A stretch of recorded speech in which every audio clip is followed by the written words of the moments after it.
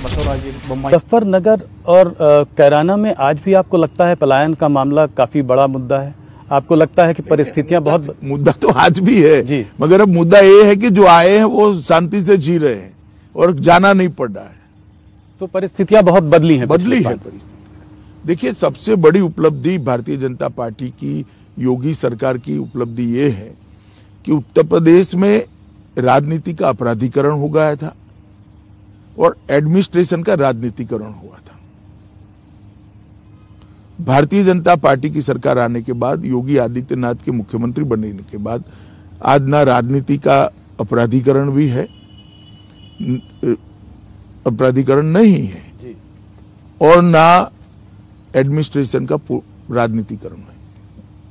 ये दोनों चीजों को, जो नासूर थे लोकतंत्र के लिए, लोक कल्याण के लिए, ये दोनों चीजों को हम रिमूव करने में हम सफल हुए हैं।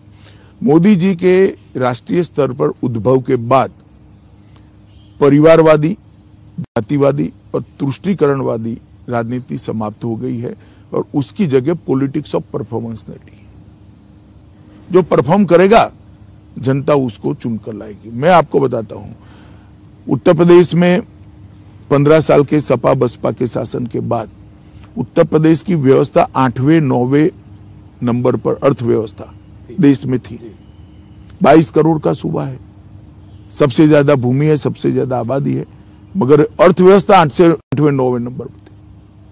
22 करोड़ लोगों का खाना पीना रहन सहन भी गिन लो तो अर्थव्यवस्था 1 नंबर पर होनी थी, मगर नहीं थी। 5 ही साल में 8वें 9वें स्थान पर से हम इसको देश की दूसरे नंबर की बड़ी अर्थव्यवस्था बनाए। मुझे विश्वास है 2 साल के अंदर ही फिर से भारतीय जनता पार्टी की सरकार बनने के बाद इसको हम 1 नंबर पर ले जाएंगे। ये बहुत बड़ी उपलब्धि है। प्रदेश का जीडीपी 10,90,000 करोड़ था, आज प्रदेश का जीडीपी 21,31,000 करोड़। एक 5 साल के कालखंड में हमने उसको 2 गुना करा है। ईज ऑफ डूइंग बिजनेस में 14वें स्थान पर थे, आज दूसरे स्थान पर है। बेरोजगारी की दर 17.3% थी, आज 4.1% है। और लगभग 1,61,00,000 नौकरियों के, रोजगार के नए मौके जनरेट हुए। ये बहुत बड़ी उपलब्धि है भाई। अगर थोड़ा सा आंकड़ों पे एक नजर डालें तो आप जब पिछले चुनाव में 40% से ज्यादा वोट आपको मिले थे, बाकी बीएसपी और एसपी को कुछ 22 के आसपास दोनों को वोट शेयर था। अगर इस बार अगर आप देखें तो मुसलमान का ऐसा लगता है कि बाइपोलर कॉन्टेस्ट है, 2 ही मतलब मुसलमान कंसोलिडेट होगा समाजवादी पार्टी के साथ, साथ में उनके संग यादव भी हैं, कुछ और जातियां भी जुड़ रही हैं, जैसे राजभर हो गए, जाट भी शायद थोड़ा बहुत इधर उधर छिटक सकते हैं। तो अगर आप इस पूरे समीकरण को देखें तो कुछ चित्र बदलता हुआ दिखाई देता है। देखिए, मैं तो मानता हूं हर चुनाव अलग होता है, हर चुनाव के डायनेमिक्स और इसकी गिनतियां भी अलग होती है, परंतु आप जो कह रहे हैं तो मैं इससे बाद वाले एक चुनाव में कह रहा हूं आपको। आप 17 का चुनाव दे, मैं 19 का चुनाव में चारों पार्टियां साथ में थी। क्या हुआ? हम 65 सीट जीत कर आ गए और 287 असेंबली में हमारा विजय हुआ जी। मैं 65 लोकसभा कह रहा हूं, उसको अगर असेंबली के सांचे में ढाल देते तो 287 असेंबलियों में विजय हुआ। आप अगर 17 का उदाहरण देते हैं तो 17 में तो 2 ही पार्टियां थी, कांग्रेस और सपा।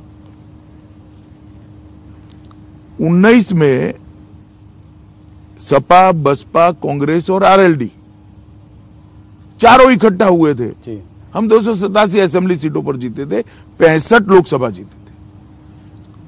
पॉलिटिक्स ऐसे नहीं चलती, 1+1 2 नहीं होता, कई बार 11 भी हो जाता है जी। मायावती को आप किस तरीके से देखते हैं? बीएसपी को इस चुनाव में आप कैसे देखते हैं? ज्यादा सुनाई नहीं पड़ रही है, ज्यादा हाई प्रोफाइल कैंपेन नहीं है। देखिएगा, बीएसपी ने अपनी रिलेवेंसी बनाई हुई है। आप कह रहे हैं कि वोट आएंगे? मैं मानता हूं वोट आएंगे और सीट्स भी आएंगी।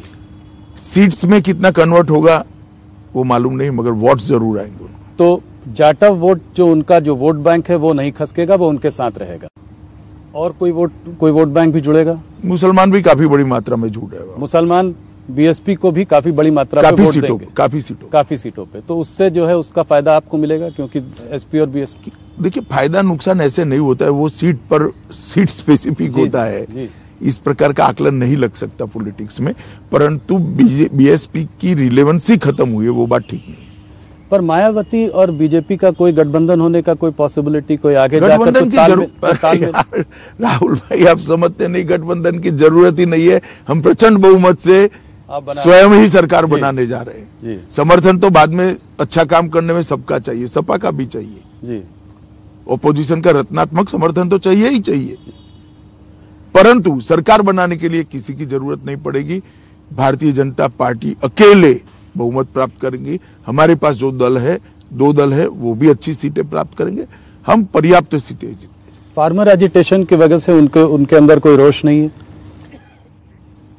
देखिए, एक परसेप्शन बनाने का जरूर प्रयास किया गया, मगर सफल नहीं हुए। किसान हमारे साथ